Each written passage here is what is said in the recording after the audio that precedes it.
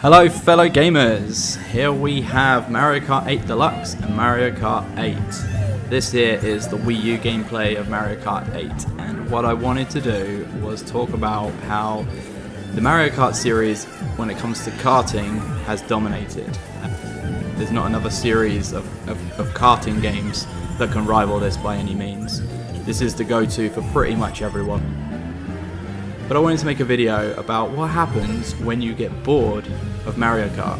When you're bored of the characters, you're bored of the tracks. What else is there? So I wanted to come up with 5 alternative kart races. This one has dominated. It's so good. I'm not taking anything away from this. It's an absolutely fantastic game. If you can pick it up on the Switch if you haven't already, because that version is far better. It's got an improved battle mode. It's got some sort of assists for the younger audiences or for new gamers. It's very accessible and it's a fantastic game. 4-player split screen, and it's just the way to be played. It's absolutely brilliant. So if you can pick this up, pick it up. But if you have had it and you're bored and you want something else, side note, it's the only way I'm going to get my F-Zero HD remaster, clearly. The music is brilliant. Listen to the music. The graphics are beautiful. So what could rival it? What could beat it? Let's have a look. And the 5 kart races to try when you're done with Mario Kart. First up on the list is Diddy Kong Racing. This was a Nintendo 64 release. This has 4-player split screen. This has different vehicles. You can be obviously a kart, you can be a hovercraft, you can be an aeroplane, and it's brilliant. It's a very, very good game. And going back and playing this, this is emulator gameplay, don't tell anyone. It still holds up very, very well in the gameplay stakes. There's a little bit of collision detection that I've noticed, especially with the trees and things like that. That was just my fault, that bit. But it's brilliant. It plays very well. It's very silky, very smooth. And if you can get this on a Nintendo 64 with 3 of your friends, you're going to be in for a very good time. It does have some very big differences to Mario Kart, bar the different vehicles. It has a full-on adventure mode with a boss at the end of each level. The weapons, different weapons are different colours, so you know what weapon you're going to pick up. So obviously here we've got green, which is the oil slick. You can then level those up, so if you get 3 of the same colour, you'll have a super version of that weapon. So for instance, a rocket will be just a normal rocket. You get 2, it turns into a homing rocket. So it's got a strategic edge, which Mario Kart doesn't. Mario Kart's fully random with all its pickups. Unless you're at the back, you know you can get something good. And then right here we have the hub world for the adventure mode, so you can just fly around at will. There's a few secrets, there's hidden balloons, you can race a genie. It's just, all in all, it's a very well made game, and there was going to be a sequel called Donkey Kong Racing on the GameCube, but it got cancelled because Microsoft bought Rare. Second on the list is ModNation Races. I've put this one on here because the customization in this game is brilliant. You can start with a blank slate on a character and a kart, and you can customize it however you want. Here I'm just selecting randomizing, just to demonstrate how the karts can look so different from each other. You go through the game, you unlock different things. It all handles the same, nothing really changes how it handles. Also have a track editor, which is so simple to use that anyone can do it. You just drive this in whatever shape you want it to be in, up, down, left, right, and that creates your track. And if you get stuck, you just press X and it'll auto-complete. Then you can have it auto-populate, or you can populate it yourself. So you can have it completely empty, or you can have it in the middle of a full city. That's up to you. And then you can test out your track, submit it, and then back in the day, people used to be able to play it online together. You have a career mode, which is very well done. You have quick races. You have split screen, which is up to 4 players, which is great. That's pretty much a staple of kart races now. You have great commentary, which actually gets quite funny. The only downside, I would say, are the controls when you first start playing it. It's a very, very floaty game. You don't feel fully in control all the time. It's good, it's very good once you get the hang of it. But of all the games on this list, bar the last game in this list, this is the hardest to pick up and play.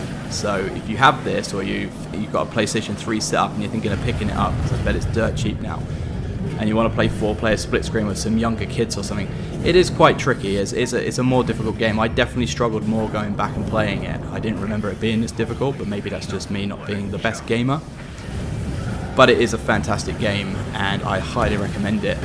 And again, this will be dirt cheap if you fancy picking it up. Next up on the list is Little Big Planet Karting. Now this surprised the hell out of me. So I played this back in the day when it first came out and I was just a bit meh. I didn't think it was anything great.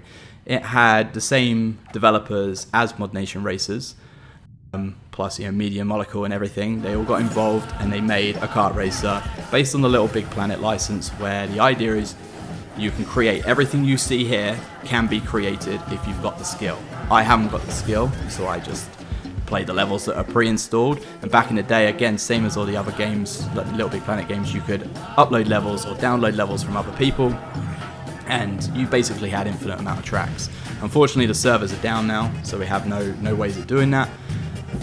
And these Media Molecule have gone on to make Dreams, which is just the biggest tool and absolutely incredible, and it's just endless possibilities, so it's absolutely fantastic. But like I said, this surprised me. This game has very tight controls, has great graphics, the costumes are fun, which you can get a load in the store, a lot of licensed ones from different games. Solid Snake from Metal Gear Solid, can be Cole from Infamous, Ryu from Street Fighter, there's tons of characters on there. Unfortunately, you can't backdate your Little Big Planet 3 costumes, because I wanted to use my Ninja Turtles, but that's a newer game, Little Big Planet 3, so it wouldn't let me use those costumes. But believe me, if you can get this game, it's so good. Again, 4-player split screen. It's got some really good mechanics. The drifting's nice and simple. Battle mode's really good. The weapons are random. You'll see all the guns look the same, but they have a different color that starts flashing up, and that corresponds to a different weapon. So they cycle through and you pick it up, and you've got your rockets, you've got all different weapons, and it's really, really great fun. And the music. Now, all these games have very good music, to be honest. Diddy Kong Racing's a little bit dated. It's not something you'd listen to outside of the game, really. Mario, very iconic, have updated some of their music, like the F-Zero tracks are just incredible. But this music, considering it's not a remake of an older game, or the tracks haven't been used before, it's stunning. The music is so good. I absolutely love it. And it kept me playing. I was going back through tracks. It's like Mexican style music. It's everything. It's so much fun. But I highly recommend this game. As you can see, I'm the Stay Puft from Ghostbusters. Had that costume downloaded. I got Ryu, I think, and I've got the Ghost from Ghostbusters. There was Slimer. There's loads. It's so much fun. So I highly recommend this game. Again, it's only available on the PlayStation 3 at the moment. And there's no online servers. But again, pick it up, couch co-op, if you've got your PlayStation 3 set up. Hopefully they'll release it on PlayStation Now, or they'll make it backwards compatible. Imagine just unleashing the servers again, everyone just going back and making these awesome tracks. Next up on the list, we've got Sonic All-Star Racing Transformed. And you're probably wondering why I haven't picked the latest game in the series, which is Sonic Team Racing or something, but basically, the latest one in the series doesn't have the transformation of the vehicles. It's more team-based. It's got a very good mechanic, but this one just blows it out the water. Excuse the pun. You can transform in this one. You become a boat. You become a plane. Here we go. We've got Crazy Taxi, and that's the license that this game brings, because this is Sonic and All-Star. So you can be Sonic, Sega All-Star characters. So you're not just in the Sonic world. You can be, Crazy Taxi, you can be Jet Set Radio. There's so many different characters, which then lends itself to the levels. Panzer Dragoon, we've got Jet Set Radio levels. This is a great one. This is Ryu from Shenmue driving an Outrun arcade machine. It's brilliant. It's so much fun.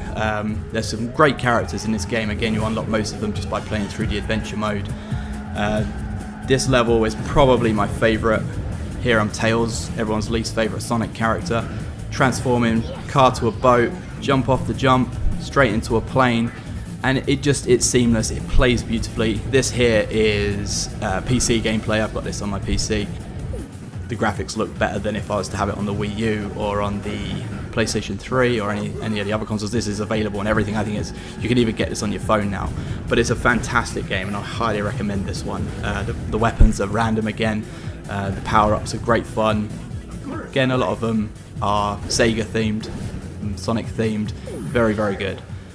Beautiful graphics, lovely water effects, and I highly recommend this game.